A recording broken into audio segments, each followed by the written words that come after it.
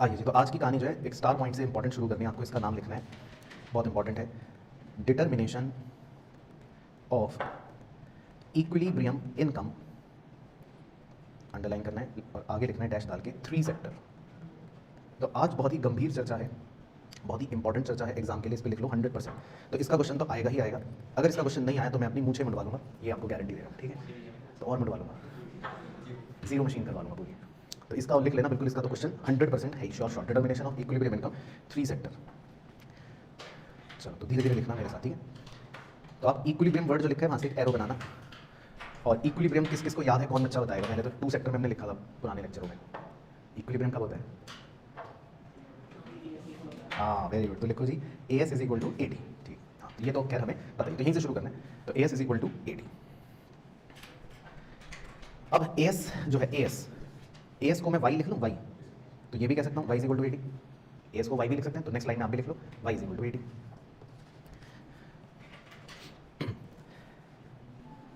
अब y जो है, y इज इक्वल टू, अब AD के कंपोनेंट्स क्या होते हैं? C प्लस आई, याद है? वेरी गुड, C प्लस आई। तो AD के कंपोनेंट्स है C प्लस आई, और C प्लस आई जो है, ये जो कंपोनेंट्स थे आपके 2 सेक्टर में थे, राइट। और अब हम कौन सा सेक्टर कर रहे हैं? 3 सेक्टर। तो आपको शुरू में बताया था कि भाई 2 सेक्टर का मतलब तो होता है हाउस होल्ड्स भी हो गए और फर्म्स भी हो गए। 3 सेक्टर में कौन ऐड हो जाता है? गवर्नमेंट, याद है ना। तो भैया अब प्लस G और आ जाएगा। तो AD के 3 कंपोनेंट्स हो गए। C मतलब कंजम्पशन का खर्चा, वो तो हाउस होल्ड हो गया। I मतलब इन्वेस्टमेंट का खर्चा, वो फर्म्स हो गई। लेकिन 3 सेक्टर में कौन और आ गया? गवर्नमेंट। तो G का मतलब है गवर्नमेंट एक्सपेंडिचर, मतलब सरकार का खर्चा, है ना। तो ये अगर लिखना है तो लिख सकते हो कि भाई 3 सेक्टर में कौन आ गया? गवर्नमेंट आ गई, तो गवर्नमेंट एक्सपेंडिचर, है ना। तो G का मतलब है गवर्नमेंट एक्सपेंडिचर। C आपने पढ़ लिया, I आपने पढ़ लिया, तो उसमें तो कोई टेंशन है नहीं। तो आपकी इक्वेशन बन गई y is equal to C plus I plus G। अच्छा y जो है उसके भी कंपोनेंट बता सकते हो आप, y के, y मतलब AS के, y मतलब था ना AS, तो AS के क्या थे कंपोनेंट्स? C plus S। तो मैं y की जगह ऐसे लिख दूँ, आप मत लिखना, y की जगह लिख दूँ C प्लस S, है ना, C प्लस S। लेकिन C प्लस S तो कितने सेक्टर में थे? 2 सेक्टर में थे, है ना। तो जैसे आपने AD के अंदर एक नया कौन सा जोड़ दिया? G, है ना, गवर्नमेंट आ गई।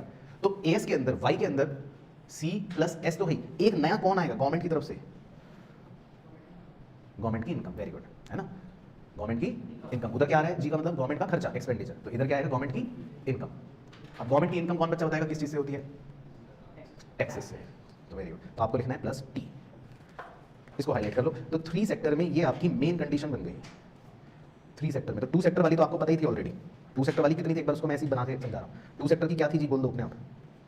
C प्लस S और is equal to C plus I, ये लिखवाया था आपको 2 सेक्टर में, है ना। तो 3 सेक्टर में एक एक कंपोनेंट और जुड़ जाएगा। AD की तरफ जुड़ गया G, और AS की तरफ जुड़ गया T। T का मतलब लिख लो, हाँ T का मतलब लिख लो इधर डाल के, टैक्सेस, है ना। दैट इज अगर समझने के लिए लिखना है, मतलब गवर्नमेंट की इनकम।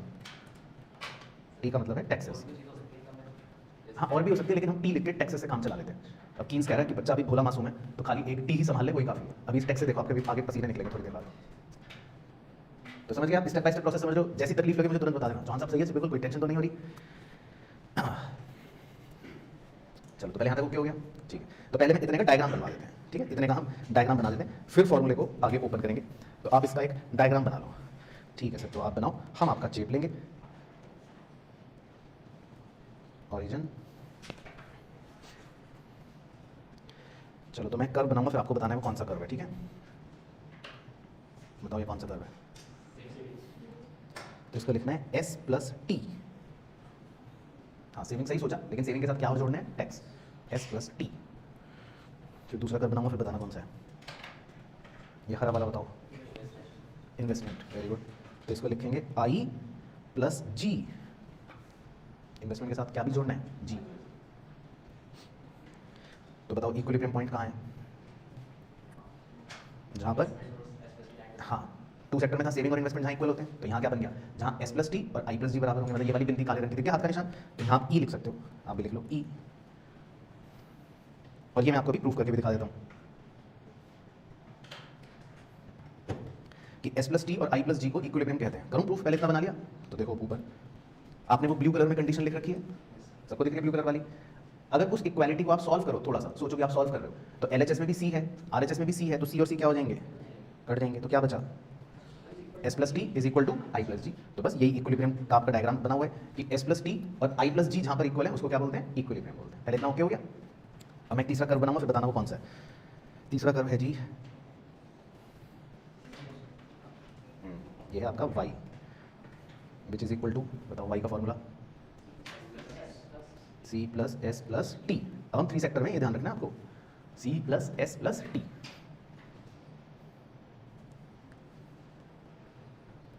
और अब एक पर्पल कलर से बनाऊंगा कर्व, फिर वो बताना कौन सा है।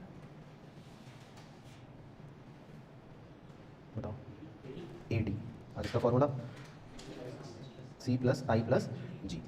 तो ये दोनों जहाँ इंटरसेक्ट कर रहे हैं वो क्या है बेसिकली, AD और y अगर बराबर है तो ये बिंदु क्या डिनोट करेगा, इक्विलिब्रियम। तो यही तो इक्विलिब्रियम है। पहले बच्चों देखो कॉरस्पॉन्डिंग सेम लेवल पर आना चाहिए। तो AD और AS कह लो वो बराबर है तब भी इक्विलिब्रियम, या सेविंग और इन्वेस्टमेंट अप्रोच वाला कह लो वो बराबर है तो भी इक्विलिब्रियम। अब आपका नहीं आ रहा होगा क्योंकि आपने नलायकी करी होगी। सेम कॉरस्पॉन्डिंग लेवल पर आना चाहिए बिल्कुल, ठीक है। अपने अपने पड़ोसी में चेक कर लो और उसके डायग्राम पे हंसना फिर। तो सेम कॉरस्पॉन्डिंग लेवल पर आना चाहिए, समझ गए भाई। यही तो बात है ना कि AD और AS बराबर होंगे और वहीं पर सेविंग और इन्वेस्टमेंट वाली अप्रोच से भी बराबर होंगे, तो इक्विलिब्रियम सेम लेवल पर ही आएगा, तभी तो वो डिनोट कर रहा है ना इक्विलिब्रियम पॉइंट। तो चाहे बाजू में दोबारा से लिख लो इक्विलिब्रियम क्या होता है। देखो एक तो आप कह सकते हो AS is equal to AD, ये भी इक्विलिब्रियम कह सकते हो। इसको अगर ओपन कर दोगे तो y is equal to C plus I plus G, ये भी कह सकते हो। और फाइनली आप ये भी कह सकते हो S plus T is equal to I plus G. तो ये सब इक्विलिब्रियम ही है, ये सब कंडीशन इक्विलिब्रियम की ही है। तो क्लियर है भैया मैंने पहले इतना। चलो तो बना लो डायग्राम, फिर चलेंगे आगे। बना लिया। चलो अब इसी के नीचे लिखना है, अगला डायग्राम बनाएंगे, लेकिन उसका नाम है circular flow of income. Circular flow of income, और वही डैश डाल के लिख लेना 3 सेक्टर।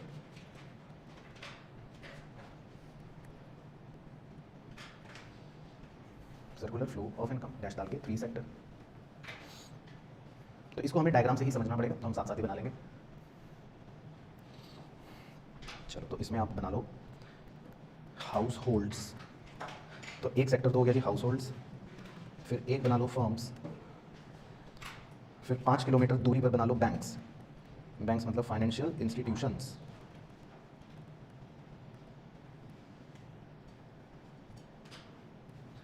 और 4 किलोमीटर दूरी पर बना लो गवर्नमेंट, क्योंकि 3 सेक्टर है ना, तो 3 सेक्टर में हाउस होल्ड्स भी होते हैं, फर्म्स भी होती है और गवर्नमेंट भी होती है। और गवर्नमेंट क्योंकि आ गई बीच में अपनी, तो हमको फाइनेंशियल इंस्टीट्यूशंस को भी शो करना पड़ता है, क्योंकि बैंकिंग सिस्टम भी इंक्लूड हो गया। तो ये है 3 सेक्टर का मतलब डायग्राम का शुरुआत। तो हाउस होल्ड्स भी हैं, फर्म्स भी हैं, वो तो हमने पहले भी देखे थे, और साथ ही साथ गवर्नमेंट भी है और फाइनेंशियल इंस्टीट्यूशंस और आ गए।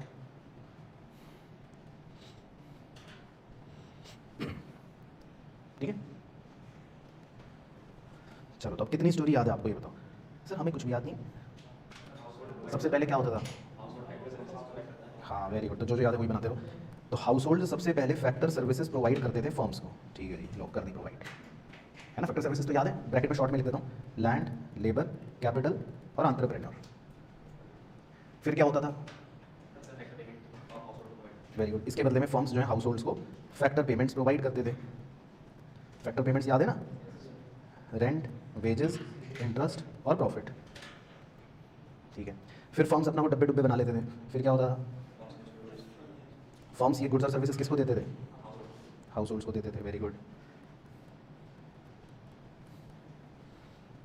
तो ये तो याद है सबको स्टोरी।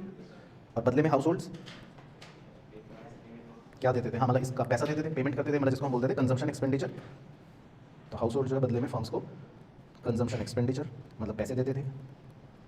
तो यहाँ तक तो सबको बच्चे बच्चे को पता ही है ऑलरेडी, क्योंकि इतनी स्टोरी तो कौन सी होगी, 2 सेक्टर की, कि फर्म्स ने फैक्टर सर्विस ली, बदले में फैक्टर पेमेंट दिए, हाउस होल्ड ने बदले में गुड्स एंड सर्विसेज ली और पैसे दे दिए। अब क्या होगा, अब आपको एक येलो कलर में लीकेज दिखाता हूँ, लीकेज। हाउस होल्ड के पास पैसे होते हैं, हाउस होल्ड के पास पैसे आए तो बताओ हाउस होल्ड अपने पैसों में से कुछ पैसा क्या कर देंगे, सेव कर लेंगे, बिल्कुल सही। तो सेविंग्स कहाँ होती हैं, बैंक्स में। तो ये हो गई थी लीकेज हो गई है। तो ये येलो कलर जो है ये डिनोट कर रहा है leakage, it is a leakage. पैसा जो है क्या हो गया, सेव हो गया, बैंक में चला गया। अगर ये बैंक में ना जाता तो ये वापस से फर्म्स को मिल जाता, लेकिन हाउस होल्ड ने कुछ पैसा क्या कर दिया, सेव कर दिया, तो ये लीकेज हो गई। अच्छा एक और लीकेज दिखाऊं येलो कलर में, हाँ सर दिखा दो। बताओ कुछ पैसा कहाँ चला जाता है? Very good. कुछ पैसा कहाँ चला जाएगा? सरकार के पास। सरकार क्या ले लेगी बताओ हाउस होल्ड से? टैक्स। Very good, taxes. तो ये येलो कलर की जो चीज़ें हैं ये सब लीकेजेस हो रही हैं। पैसा जो है वो फ्लो के बाहर निकल गया एक तरह से, है ना। पैसा जो है फर्म्स के पास जाने की बजाय या तो सेव हो गया या सरकार के पास चला गया, तो ये लीकेज है एक तरह से, समझ गए? येलो कलर का लीकेज। अच्छा, अब बैंक्स जो होते हैं, मान लो बैंक्स, वो फर्म्स को क्या देते हैं? वो लोन देते हैं। तो जो बैंक्स होते हैं, जो फाइनेंशियल इंस्टीट्यूशन होता है, उनका काम क्या होता है? एक हाथ पैसा लेना, तो उन्होंने हाउस होल्ड से पैसा ले लिया, अब उस पैसे को वो क्या करेंगे? लोन दे देंगे। और लोन कौन लेगा? फर्म्स। तो लिख लेते हैं। तो इसका मतलब है बैंक्स जो है वो फर्म्स को क्या प्रोवाइड करते हैं? लोन्स। तो इसको कह देते हैं इन्वेस्टमेंट। ये एक तरह से इंजेक्शन है, इन्वेस्टमेंट। इसका मतलब पैसा जो है वो वापस से फर्म्स के पास आ गया, फ्लो के अंदर पैसा वापस आ गया।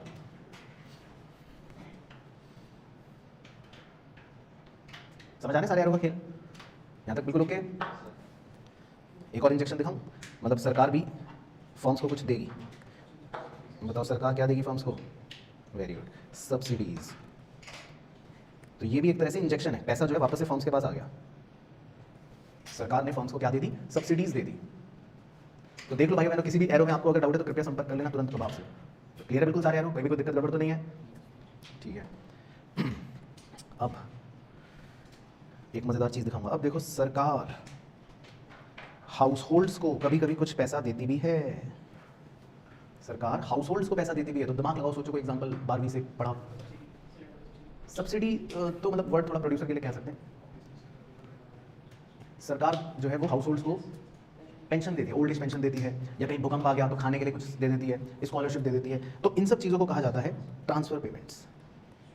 तो हाउस होल्ड्स को कभी कभी मुफ्त का इनकम भी मिल जाता है, मुफ्त के पैसे सरकार की तरफ से मिल जाते हैं, मुफ्त का पैसा, जिसके लिए मेहनत तो कुछ करी नहीं, लेकिन भाई सरकार से चलो स्कॉलरशिप मिल गई, गिफ्ट मिल गया, कोई रेमिटेंस मिल गया, ओल्ड एज पेंशन मिल गई, कुछ भी, मतलब मान लो उससे हमें क्या कुछ भी मिला हो, लेकिन हाउस होल्ड्स को कभी कभी ट्रांसफर पेमेंट्स मिल जाती है। फिर एक और एरो बताना। फर्म्स सरकार को दे रही हैं, बताओ क्या? फर्म्स क्या देंगी सरकार को? वेरी गुड, कॉर्पोरेट टैक्स या जीएसटी आप कह सकते हो, क्योंकि फर्म्स सामान बेचते हैं तो उन पर सरकार क्या लगाती है? जीएसटी। कहती है लाओ इस पर हमें टैक्स दो, तो आप लिख सकते हो जीएसटी। तो फर्म्स जो होती हैं वो सरकार को क्या पे कर रही होती हैं? जीएसटी। तो इसका मतलब है पैसा फर्म्स से सरकार की तरफ चला गया। तो हर एरो का मीनिंग बिल्कुल क्लियर चल रहा है कि कौन सा पैसा है वो जा रहा है या आ रहा है। चलो एक लास्ट एरो और बता दो। अब बैंक्स से पैसा सरकार की तरफ जा रहा है, ये क्या हो सकता है? नहीं, तो ये क्या हो सकता है? सरकार ने, इसका मतलब बैंक से क्या करा है? लोन लिया। इसको बोलते हैं बोरोइंग्स। भाई कभी कभी सरकार भी तो ले सकती है ना, बोरो कर सकती है। तो कई बार सरकार को अगर पैसे की आवश्यकता है तो वो भी फाइनेंशियल इंस्टीट्यूशन से बोरो कर सकती है। तो बोरो करने का मतलब है कि पैसा जो है बैंक से सरकार की तरफ जा रहा है। तो हर एरो का अपना एक सिग्निफिकेंस है, जो आई होप कि आपको समझ आना चाहिए कि वो क्या है। तो आप ये देख लो कि आपको हर एरो का सिग्निफिकेंस समझ आया? हर एरो का क्लियर हो गए सारे एरो? तो ये बेसिकली 3 सेक्टर इकोनॉमी का सर्कुलर फ्लो ऑफ इनकम है बेसिकली, जिसमें येलो कलर वाले को हम लीकेजेस कह सकते हैं। तो ये आप चाहे लिख लो कि भाई येलो कलर जो है वो क्या डिनोट कर रहा है? लीकेजेस। इन्हें लीकेजेस बोल देते हैं मेनली, ठीक है ना। और ब्लू कलर वाले जो हैं उन दोनों को इंजेक्शंस बोल देते हैं मेनली। तो येलो कलर वालों को लीकेजेस बोलते हैं मेनली, ये दोनों लीकेज हो गई क्योंकि ये पैसे को हाउस होल्ड से बाहर ले आएंगे। और ब्लू कलर वाले को इंजेक्शंस बोल देते हैं क्योंकि ये पैसा फर्म्स के पास पहुंच गया। तो हाउस होल्ड से पैसे निकलने को लीकेज कहते हैं, और फर्म्स के पास पैसा अगर पहुंच रहा है तो उसको इंजेक्शन कहते हैं। तो वो तो ब्लू कलर वाली बातें इंजेक्शंस हैं, और येलो कलर वाली बातें लीकेजेस हैं, पैसा बाहर आ गया, लीक हो गया। ठीक है, तो क्लियर हो गई खेल? तो इसमें आपसे कई बार किसी भी एरो पर एमसीक्यू पूछ लेता है, बस ये है। तो आपको हर एरो का सिग्निफिकेंस पता होना चाहिए, हो क्या रहा है। ठीक है, तो क्लियर हो गया? बढ़िया आगे। चलो, तो ये तो था मतलब वो जो कॉन्सेप्चुअल डिस्कशन था कि भाई आखिर 3 सेक्टर में डिटर्मिनेशन होता कैसे है ना। तो ऐसे होता है, ये डायग्राम है और ये 3 सेक्टर का सर्कुलर फ्लो है। लेकिन अब हम फॉर्मूले लिखने, तो आप हेडिंग डाल लो फॉर्मूले, जो आपके क्वेश्चंस में काम आएंगे। तो आज कॉन्सेप्चुअल डिस्कशन में तो हमें खाली लिखना है मेनली।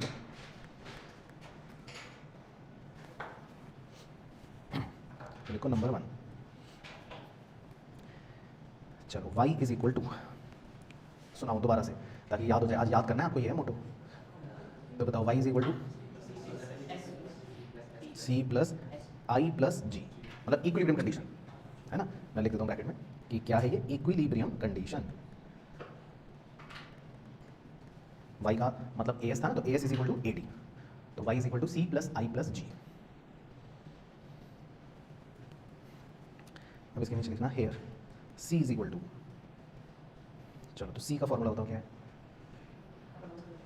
c लिखा था हमने, ए प्लस बी वाई, याद है पहले लिखा था हमने ए प्लस बी वाई।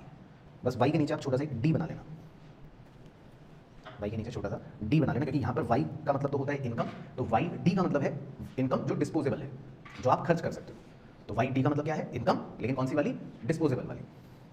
फिर इसी के नीचे लिखना स्टार डाल के कि भाई वाई डी क्या है। तो बताओ कौन बच्चा बताएगा वाई डी क्या होगा? मतलब इनकम, लेकिन डिस्पोजेबल वाली इनकम। तो आपको मान लो 100 रुपये मिले, ठीक है, आपकी इनकम है 100 रुपये, तो हाँ, तो क्या पे करोगे आप? टैक्स। Very good. तो जब आप टैक्स पे कर दोगे तो आपके हाथों में जितना पैसा बचा है वही एक तरह से क्या होगी? Disposable income. तो वाई डी का फॉर्मूला लिख लो जी, वाई डी का फॉर्मूला है वाई माइनस टी, है ना। बाकी अगर लिखना है नाम तो लिख लो। टी का मतलब हो गया, इसको बोलते हैं लमसम टैक्स, और वाई का तो मतलब क्या पता है इनकम, वो तो क्या ही लिखना। वाई डी का लिखना है तो लिख लो, वाई डी का मतलब डिस्पोजेबल इनकम।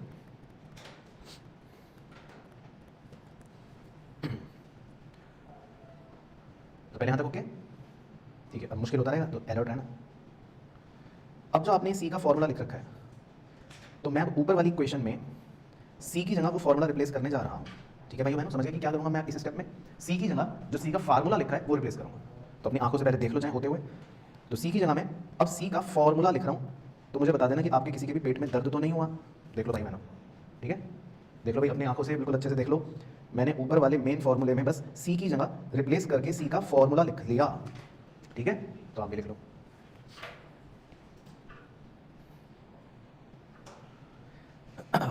ठीक है जी। इसके बाद अगले स्टेप में और अलर्ट हो जाना, अगले स्टेप में और अलर्ट हो जाना। अगले स्टेप में प्लक्ष भाई बताओ, अगले स्टेप में अब मैं वाई डी की जगह, वाई डी की जगह प्यारे बच्चों आपकी आंखों के सामने वाई माइनस टी लिख रहा हूं। तो किसी के पेट में दर्द तो नहीं हो रहा भाई बहनों? ठीक है, तो आप भी लिख लो।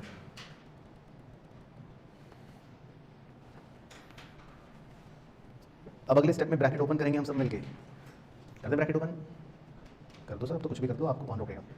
B Y minus B T plus I plus G, ठीक है जी, ओके। यहाँ तो कोई दिक्कत तो नहीं। अब अगले स्टेप में ये जो B Y R H S में है, इसको मैं एल एच एस में ला रहा हूँ। तो आपके पेट में दर्द तो नहीं हुआ? बता देना भाई, ठीक है। बी वाई को आर एच एस से एल एच एस में लेकर आया हूँ, तो भाई सब बच्चे कंफर्टेबल हैं? ठीक है, ये तो मेरी सोसाइटी में नर्सरी के बच्चे करते हैं मैथमेटिक्स में। तो यहाँ तक ओके, तो लिख लो। अब एल एच एस में बताओ तो भाई अगला स्टेप क्या करें?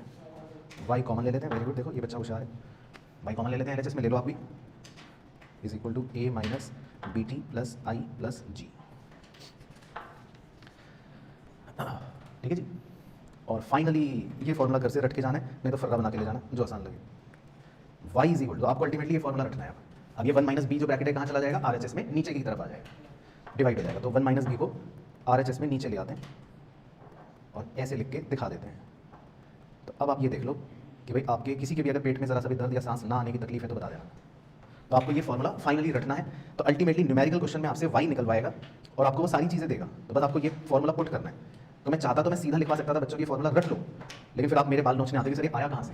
तब आप समझ गए ऊपर के स्टेपों को लगा के आया है ये फॉर्मूला। लेकिन आपको ये फॉर्मूला याद रखना है। तो आपसे क्वेश्चन वाई निकलवाएगा, इक्विलिब्रियम वाला वाई निकलवाएगा, तो आपको ये फॉर्मूला लगाना है बेसिकली। तो आपको याद ये वाला करना है, ऊपर तो स्टेप्स हो रहे हैं बस, डेरिवेशन, ठीक है। तो लिखिए पहला फॉर्मूला, ओके हो गया। अच्छा, तो ये तो था पहला फॉर्मूला, ठीक है। टोटल 4 फॉर्मूले हैं। अब है नंबर 2। तो लिखिए number 2, when YD is equal to, when YD is equal to, YD की फुल फॉर्म सुनाओ। नहीं, ये तो फॉर्मूला है, मतलब YD क्या है? डिस्पोजेबल इनकम, ठीक है। मेरे हाथ में देखो कितने रुपए हैं, वो निकाल रहे हैं। तो क्या था फॉर्मूला? Y minus T. तो पहले इतना लिख लो। तो मान लो मेरे पास थे 100 रुपये, ठीक है। मेरे पास कितने रुपए थे? 100। इसमें से मैंने 10 रुपये टैक्स दे दिया, तो कितने हो गए? 90। तो मैं कितने डिस्पोज कर सकता हूँ? मतलब मेरी डिस्पोजेबल इनकम कितनी है? 90। लेकिन अब मैं 90 खर्च करने जा रहा था, अचानक मुझे फ्री में 20 रुपये का मान लो गिफ्ट मिल गया। मान लो 20 रुपये का गिफ्ट मिल गया, तो अब कितनी होगी डिस्पोजेबल इनकम? 110। तो कई बार मुझे फ्री में कुछ मिल जाता है ना भाई, तो फ्री में मिलने वाली चीज़ों को क्या बोलते हैं? हाँ, तो प्लस कर लो भाई TR। और TR का मतलब लिख लो, TR का मतलब है ऑटोनॉमस ट्रांसफर पेमेंट। तो इस बार मुझे कुछ फ्री में मिल गया, तो मेरी इनकम बढ़ गई भाई, मजे आ गए मेरे। तो मेरे पास 110 रुपये हो गए, ठीक है ना। तो इस बार जो है मेरी YD जो है वो Y माइनस टी तो ही है, और प्लस क्या है साथ में? TR। समझ गए? TR क्या है? ट्रांसफर वाली पेमेंट। तो मेरे पास अब 110 रुपये है मेरी जेब में। चलो तो लिखो जी देन। तो सुनाओ भाई, शुरू से सुनाओ। इक्विलिब्रियम का फॉर्मूला क्या था? शुरू से बिल्कुल इक्विलिब्रियम का। A S is equal to A D, A S की जगह क्या लिख लो वाई, और ए डी की जगह सी प्लस आई प्लस जी। ठीक है, तो लिखते चलो यहाँ तक साथ साथ। अब सी का फॉर्मूला सुनाओ जी, सी का ए प्लस बी वाई डी। ठीक है, तो मैंने सी की जगह सी का फॉर्मूला लिख लिया, ए प्लस बी वाई डी। ठीक है जॉन साहब, कुछ गड़बड़ तो नहीं कर रहे लिखने में? चलो अब अगले स्टेप में आपसे यही पूछूंगा, मैं नहीं बताऊंगा। अब अगले स्टेप में आपको वाई डी के फॉर्मूले को रिप्लेस करना है, वाई डी नहीं लिखना, इसके फार्मूले को लिखना है। तो वाई डी का क्या फॉर्मूला है? Y minus T plus T R, यही तो सिखाया अभी ऊपर भाई, यही तो बात हुई। सेकंड केस में हमने वाई डी क्या लिया है भाई? सेकंड केस में आपने वाई डी क्या लिया है? Y minus T plus T R. समझ गए? तो भाई पूरा सबको क्लियर है? बता दो, वाई डी को रिप्लेस कर दिया। ठीक, चलो बस अब देखते हैं कौन जल्दी सॉल्व करेगा। तो ब्रैकेट ओपन कर दो पहले तो, A plus B Y minus B T plus B T R plus I plus G. किसको ले जाएं एल एच एस में बताओ? बी वाई को। ठीक है, तो बच गया A minus B T plus B T R plus I plus G. देख लो भाई बहनों, कोई भी तकलीफ तो नहीं है? अब अगला स्टेप में क्या करें बताओ? वाई कॉमन ले लेते हैं, 1 minus B A minus B T plus B T R plus I plus G. ठीक है सर, चलो बी की फुल फॉर्म बताओ, बी क्या था? तब से बी बीत करे जा रहे हैं मुझे से, स्लोप ऑफ कंजम्पशन करना। ठीक है, बी मतलब एमपीसी। और फाइनली आर का सिंबल ये वाला रखना है आपको, या फिर फर्रा बना के ले जाना, whichever is easier. Y is equal to 1 minus B, यहाँ नीचे आ जाएगा, A minus B T plus B T R plus I plus G. Sir एक नंबर के लिए छोड़ ही देंगे इतना, क्या 99 ले आएंगे? और क्या भाई 99 ले आएंगे सर, बाकी 400 में से 399 आ जाएंगे, तो क्या टेंशन है? एक फॉर्मूला नहीं करते तो, बट आपको ये फॉर्मूला ये याद रखना, बाकी ऊपर के स्टेप्स क्लियर हो गए कि कैसे आ रहे हैं? तो लिख लो, तो ये है आपका फॉर्मूला नंबर 2। इससे बढ़िया तो इसमें इसके क्वेश्चन आते हैं, बहुत सारे क्वेश्चन हैं। चलो लिखिए, लेकिन सेकंड वाला ये तो एप्लीकेशन देखने में आपको लंबी लग रही है थोड़ी ना, कुछ इसमें सब कुछ गिवन होगा। जब आप क्वेश्चन करोगे तो छोटे क्वेश्चन है 1 नंबर में, सब कुछ गिवन होगा, बस आपको वाई निकालना है। चलो थर्ड में लिखो, थर्ड है when x is function of income, when x is function of income. चलो ये बताओ, टैक्स जो लेती है सरकार वो सबका फिक्स होता है, मतलब आपका मेरा सबका फिक्स है, या इनकम पे डिपेंड करता है? इनकम पे डिपेंड करता है ना। हाँ, तो थर्ड केस में हम इस बात को कंसीडर कर रहे हैं कि इस बार टैक्स जो है वो किसका फंक्शन है? इनकम। पहले दो केसेस में तो हमने बस लिख दिया टैक्स, तो मतलब आपका भी टैक्स सेम है, मेरा भी सेम है, लेकिन एक्चुअल में प्रैक्टिकली टैक्स किस पर डिपेंड करता है? इनकम पे। जिसकी इनकम ज़्यादा होगी उस पर ज़्यादा टैक्स, जिसकी इनकम कम होगी कम टैक्स, है ना। तो tax is a function of income, इस बात को लिख लो। कैसे लिखते हैं? इसको लिखते हैं T is equal to T bar plus T Y. देख कर लिखना कैसे लिखा है, T bar plus T Y, उसमें छोटा टी बनाना है। तो T is equal to T bar plus T Y. तो टी का मतलब तो लिख लो, टी का मतलब है टोटल टैक्स, टी बार का मतलब मारो तुक्का, हाँ उसको बोलते हैं ऑटोनॉमस कांस्टेंट टैक्स, यानी कि जितना सबके लिए फिक्स है, जितना ऑटोनॉमस है, कांस्टेंट है, ऑटोनॉमस कांस्टेंट टैक्स। और छोटे टी का मतलब है, छोटे टी का मतलब है इनकम टैक्स रेट। ये आपको दिया होता है कुछ भी 10%, 5%, 8%, 20%, जो भी दिया होगा वो तो क्वेश्चन में चेंज होता रहेगा। और वाई मतलब इनकम। तो टी जो है वो है T bar plus T Y. ठीक है, याद रखना है। तो एक बार अपने मुझे से बोल दो, T is equal to T bar plus T Y. चलो देखता हूँ कितना याद रहेगा। चलो तो शुरू से शुरू करते हैं। तो बताओ जी, इक्विलिब्रियम कंडीशन क्या है? A S is equal to A D. चलो एक तो याद हो गया। फिर ए एस को क्या लिख देंगे और ए डी को? ठीक है, तो लिखो, तो लिखो भाई बनो, Y is equal to C plus I plus G. उसके बाद सी का फार्मूला,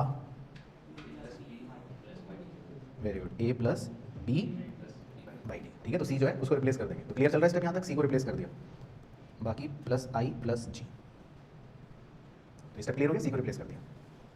उसके बाद Y is equal to A plus B. अब वाई डी बताओ, वाई डी क्या है? Y minus T. इसमें टी आर नहीं है, मतलब इसमें हम मान रहे हैं कि नहीं है ट्रांसफर, नहीं। तो वाई डी को खाली क्या लिख लो? Y minus T plus I plus G. तो यहाँ तक ओके है जॉन साहब? चलो अब जॉन साहब अगला स्टेप आप ये बताओ पूरी अलर्टनेस के साथ। अब मुझे टी को रिप्लेस करना है उसके फार्मूले से, तो क्या लिखूं? समझ गए? येलो में टी जो लिखा है, इस टी को येलो कलर में टी लिखा है इसको रिप्लेस करना है इसके फार्मूले से। तो टी का क्या फार्मूला लिखा था अभी देखो लो, T bar plus T Y, ठीक है? तो अब हमें टी को रिप्लेस करना है। तो जो मतलब मेन चीज़ सीखी आपने वो ये सीखी कि टी की जगह टी का फार्मूला लिख लो, T bar plus T Y. तो देख लो भाइयों बहनों अपनी आंखों से, किसी के भी पेट में दर्द तो नहीं हो रहा, मैंने टी को रिप्लेस करा है, ठीक है? टी के फॉर्मूले को टी की जगह लिख लिया, ओके? चलो अब ब्रैकेट ओपन करेंगे, सॉल्व करेंगे, देखेंगे कि आप जल्दी करते हो या मैं। तो a प्लस बी, पहले छोटा ब्रैकेट ओपन कर रहा हूँ, y minus T bar minus T Y plus I plus G. अब बड़ा ब्रैकेट ओपन कर रहा हूँ, a plus B Y minus B T bar minus B T Y plus I plus G. अब बताओ LHS में क्या लेके जाएं? एक तो बी वाई ले जाएं RHS में, LHS में, और एक बी टी वाई ले जाएं, ठीक है भाई बहनों? मतलब LHS में ले जाते हैं। तो y minus B Y plus B T Y is equal to A minus B T bar plus I plus G.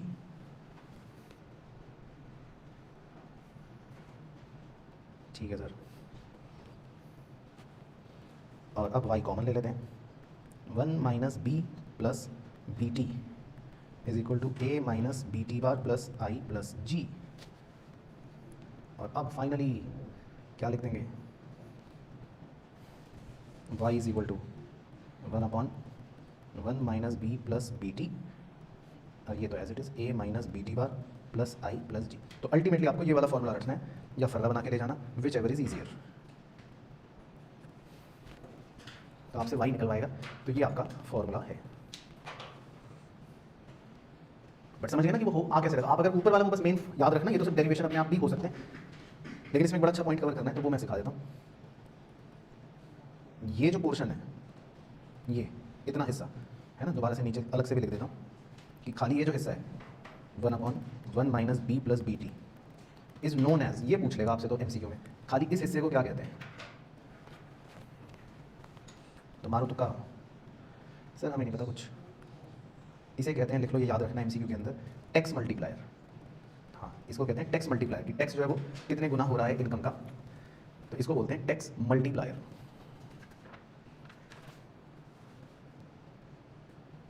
तो ये हो गया आपका नंबर 3, ठीक है? तो इसको बोलते हैं, इस गोले को या इस पोर्शन को, टैक्स मल्टीप्लायर। ठीक है, लिख लिया यहाँ तक? ओके, चलो इसके बाद लास्ट नंबर 4, बस फिर फॉर्मूले खत्म सारे 3 सेक्टर के, मतलब उसके बाद तो 4 सेक्टर के तो अगली क्लास में आएंगे। तो ये तो खाली 3 सेक्टर के। सर 99 लेंगे हम। तो 4th पॉइंट और है, 4 फॉर्मूले होते हैं ना 3 सेक्टर के। देखो दिखा देता हूँ कौन से समुद्र में कहाँ गोते लगा रहे हैं। देखो याद करने का सिंपल तरीका है, सिंपल है। देखो 1 तो आपको ऑटोमेटिकली याद हो गया, 1 में तो, हाँ 1 में तो देखो आपको ये बस याद रखना है कि वाई डी का क्या फॉर्मूला है, y माइनस टी, बस ये तो याद रहेगा भाई, इसमें तो कुछ अनोखा नहीं है। नहीं वो सब कुछ देता है, आपसे तो सीधा y निकलवाएगा जब क्वेश्चन करेंगे आप, देखो। अच्छा सेकंड में सिर्फ आपको क्या याद रखना है, y D is equal to y minus T plus T R. अब देखो मान लो किसी के 39 आ रहे हो, तो उसके लिए, हाँ उसके लिए तो फिर ये वरदान है, उसके लिए तो ये बहुत बड़ा वरदान हो जाएगा। उसके बाद थर्ड में आपको क्या याद रखना है, t is equal to T bar plus T Y. Application जो है ना वो सब में सेम हो रहा है, वैसे आप घर जाके रिवाइज करोगे ना तो आपको पता लग जाएगा कि एप्लीकेशन सब में सेम है। अब देखो 4th में भी बस एक स्टार्टिंग चेंज होगी, एप्लीकेशन सेम होगा। तो 4th लिखते हैं, when c is equal to a plus b के बाद ब्रैकेट में लिखना, ब्रैकेट में लिखना है b, वाई डी पूरा लिखो पहले तो।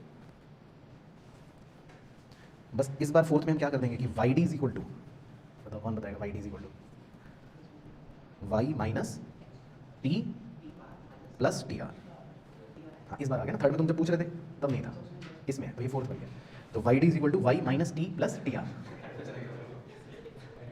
लिखो Y D is equal to Y minus, अब टी का फॉर्मूला आप बताओगे, टी बार प्लस वाई, सही।